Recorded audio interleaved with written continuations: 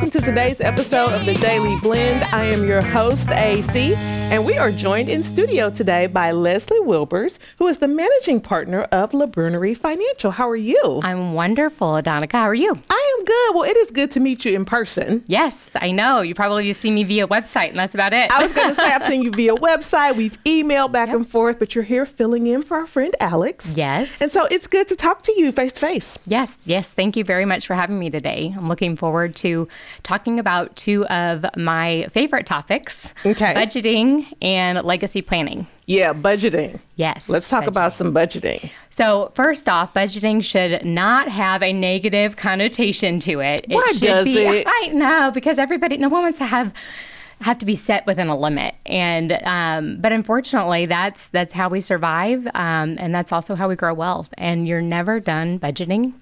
Really, even into the later years of your life, actually it gets more important when you're in retirement, because now you're limited on income. And hopefully, as you are younger and work towards your budget and saved enough, your retirement years are a little bit more comfortable, and even the last years of your life. Yeah, that makes perfect sense. And that's what it is. It's like, oh, nobody wants to live with it. You know, you don't want to be told, or you don't want to have to only spend a certain amount. But that's life, isn't it? It is. And we are, unfortunately, it's gotten harder. I feel like we are coming out of, or at least I am, coming out of the generation of YOLO. Yeah. You only live once, so people make you think that you need to spend all of this money to have all of this fun. And then really you haven't started saving until you realize you're in your 30s or 40s, which is never still too late to start saving. But really, if you can get that willpower and those habits built at a young age, it'll really pay off in the future. So what would you tell, what would you tell a really young person? Like, what's too young? How early do you start talking, like, at your house about saving? Honestly, so my oldest child is 9, and we were already talking about saving. The piggy bank method. I mean, really, it does start in childhood. High school classes are now starting to offer personal financial planning classes, which covers it there.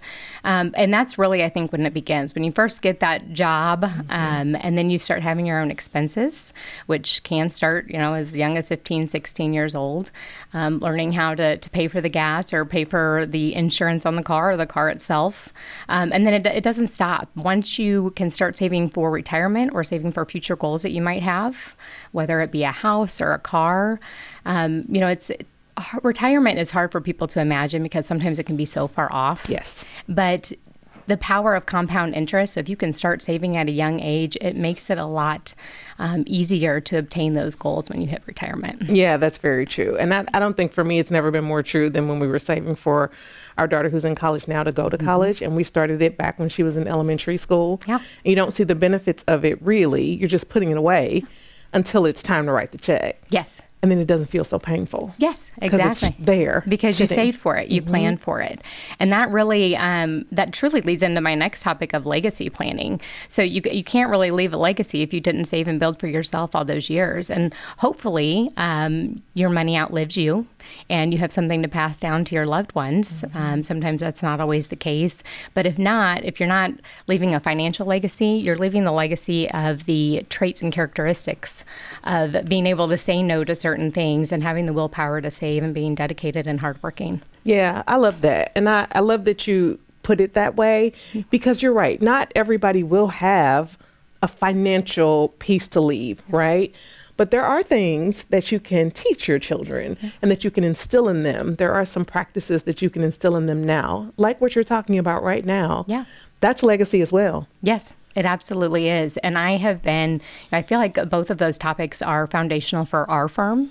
As many in the audience might know, we lost the founder of the firm for LaBrunerie this year. But I have heard countless stories about how Ferd got a young family, a young individual to start saving at a young age, maybe when they just got to Columbia, to start working at the university, wherever it might be, and they started saving for retirement. And that is, at that time, that was sort of a revolutionary thought, because pensions existed. You didn't have to worry about saving for retirement. There was a pension for you when you retired, but that has totally changed. So here we are today, where pensions are basically non-existent, or they're going away fast. Yes. 401ks might be offered through your work, or 403bs. You might get a match, but really it's up to you.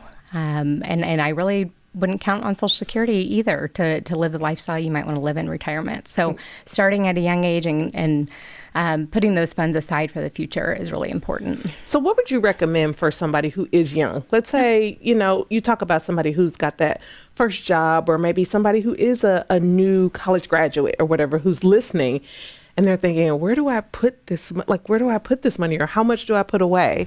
That's very important, is just getting started. Mm-hmm. Okay. So don't get overwhelmed with, there's definitely a lot of apps out there that can help you, but simply an Excel spreadsheet can be where you start. When you're getting that paycheck into your bank account, your first thing should be saving. So immediately, as soon as the money hits your bank account, you're already allocating different pots of money, if you will, for the goals that you have before then you start in on your expenses.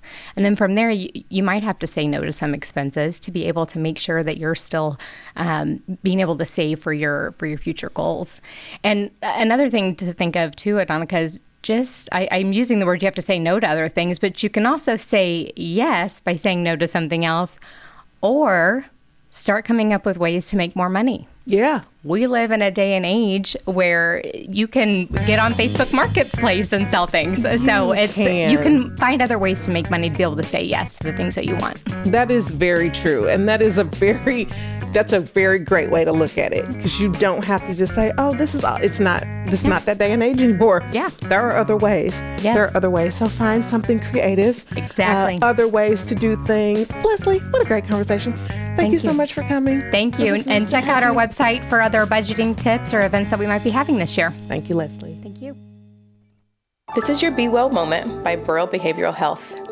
Our breath is a tool we can lean into time and time again to help slow down our brains and nervous system. This practice focuses on extending out our exhale.